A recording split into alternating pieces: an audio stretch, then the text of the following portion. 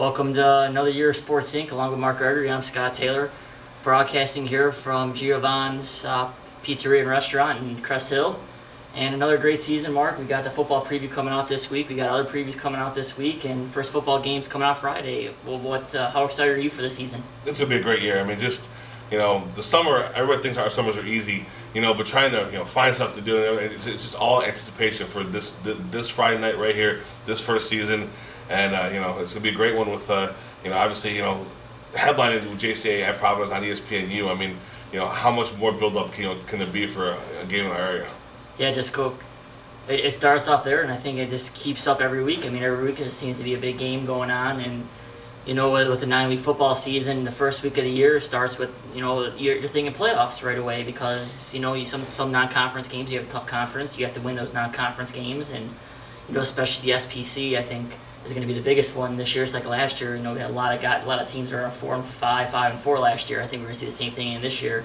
Makes these non-conference games very hard, very important to win. It's going to be wide open. We talked the other day on JOL on Edge Tim show that of our coverage area here, eliminating the Oswego schools, of those schools, the 4 playing fields, Romeoville, Minooka, you could be looking at 4 of those 6 teams being in the playoffs, and that's a pretty tight race there when those 4 you got 4 local teams battling for all for playoff spots out of the same conference. So and while we have that end of the spectrum, we have the other end of the spectrum of teams. We have at least 3 legitimate championship contenders this year. Bolingbrook coming back from last year, they have a legitimate chance with Aaron Bailey. That's all you need to be a legitimate contender.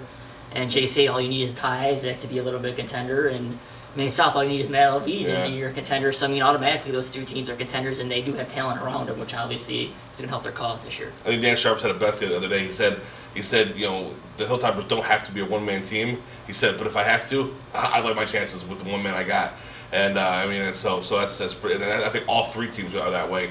And John Ivelo, they lost so many guys on defense, and he told us the other night that his defense is faster this year than it was last year. And last year, I think it's the fastest defense I've ever seen on a high school football field. And John said that they're even quicker this year. So Parker Westfall could be back there as a junior now, really making a name for himself after all those offers in the offseason. And everybody questions the defense. John said, no problem. Don't worry about it. What about Bolingbrook? You think they're going to repeat this year? I don't, just because it's so hard to repeat. I don't think that I think the chance is there. I mean, I wouldn't be shocked if they did. It's so hard to repeat when you have the Maine Souths of the world, and then you get up in the Loyolas and the Glenbards, and there's so many just great teams. East State, Little Simeon. I mean, so many great teams that you never know every year to year. Would I be shocked for them to do it? No. Do I think that they have a good chance to be in the game? Yes. But again, like I said, with Aaron Bailey on the team, anything's possible, and a repeat's definitely within the grasp. What about Joliet Catholic? You think they're the best team in our coverage area this year? I think they will be. They will end up that way. They're so hungry. I mean, this is a program that's not used to losing, or I'm sorry, that's not used to not winning state titles. It's been a few years. Getting there. They've been there 2 of the last 3 years. Getting there and not winning for them isn't a lot of programs are happy to be there. They're not happy to be there. When they walk away in second place, they're not happy, and they weren't happy last year after that game and lost to Montini, and that's been on their mind. And I think you're going to see a lot of pressure on those seniors who said for their 4 years they haven't won one. And most senior classes, when you play JC, you walk out of there with a state title after 1 of your 4 years. Kind of reminds me a little bit, not necessarily state title-wise, but Final Four-wise. You had Arizona Wildcats back in the 90s and 2000s.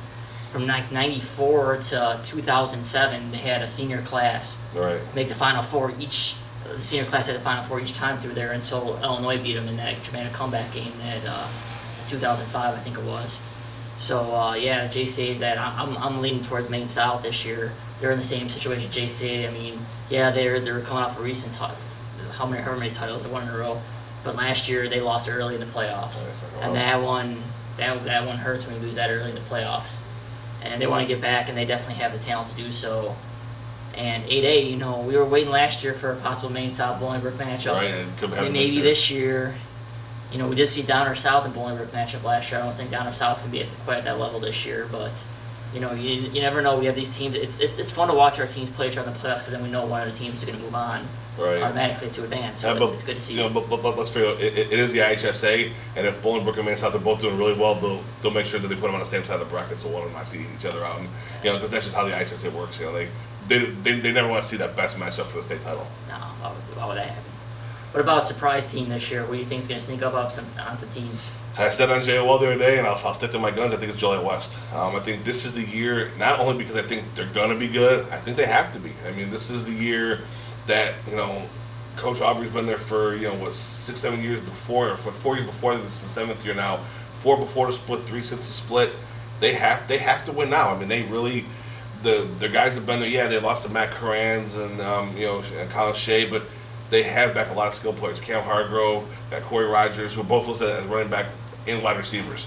That tells you what kind of offense they're going to play this year. They're going to go into that spread formation, and get wide open offense. They have the skill players to do it, and they lost their one quarterback to a baseball injury in the offseason. But Ashley McCullough's going to step in there, and he's an athletic guy in the backfield, just like Hargrove and Rogers. So I really think that this is the year that they have the skill players to do it. That's going to make a big Week 2 matchup. I think down in Plainfield South. I think that's a game that Joliet West is going to have to win if they want to make the playoffs, because the conference, you're going to have Bolingbrook, Homer Flossmoor, Lincoln East. I mean, those are going to be 3 tough games. Sandburg, Lockport, they're toss-up games. So Plainfield South, Week 2 is going to be a must-win game, I think, to put their season in the right direction. I agree. How about you? What's your surprise team this year? I same team as they had last year, but based on what I've heard from other teams, they're not much of a surprise because everybody's picking Plainfield Central to win the SPC this year, or a lot of people are. And I think that last year they're one of those teams that were kind of here some weeks, gone some other weeks, and they finished with a winning record but didn't make the playoffs, and that's going to make them hungrier this year too. And they're breaking a new quarterback, but really they didn't pass the ball much last year. So all you need a quarterback is to manage the offense. You have all 3 running backs coming back. You have Bryce Douglas coming back, which whenever you have a big guy like that in the defensive line, you're just going to suffocate the run.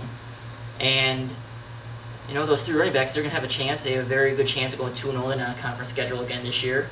And that's going to lead to some key games early in the season. You could beat Romeoville early on, and you're going 3-0. I think they got Oswego East kind of early in the schedule. You have Minooka Week 4. That's going to be the big game. If they can go to Minooka and win that game, they're going to be conference champs. Yeah, nobody really knows what Minooka's going to be. Paul Forsyth comes in as coach there. Nobody really knows what he's going to bring. We know the horses are there. You got Stovall on the outside. You got Canaggio who's going to play. We know the horses are there. We just don't know. Some of the horses are there. Yeah, running game is going to be different. That's been in the past couple of years. Now Calvin Hill and Banks and all those kind of guys. But we talk about running game with Jordan Donnelly went back there. Talk about John Jackson having one of those kind of running backs that he just loves to have. The guy who has he's got 3 running backs. Yeah, well, I mean, but all 3 of them are John Jackson. He has some speed, but he'll run over 4 or 5 guys if he has to first. So Giordano do that. Tyler Erman, he's a great fullback back there. He's a beast back there. We saw him against Plainfield East last year. I've always given John the credit for when he's had had to go spread, when he had the shell spread and everything. He's done it. But let's face it, this is the kind of team that he likes to coach. We're going to line up. Formation. What we're going to do. We're going to run the ball all over you. Stop us if you can. And this year, like I said, I don't think they can.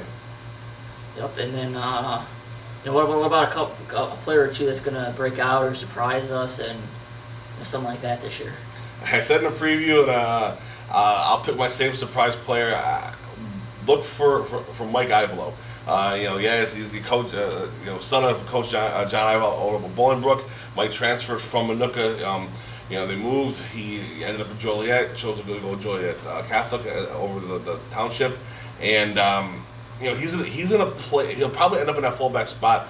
As a starter at some point in the year. He's a split with Nate Dollinger early, but Dollinger and Sharp Stolz can play other spots, and he's going to be useful otherwhere. So that fullback spot is so important. Tyler Reese did such a great job at it last year.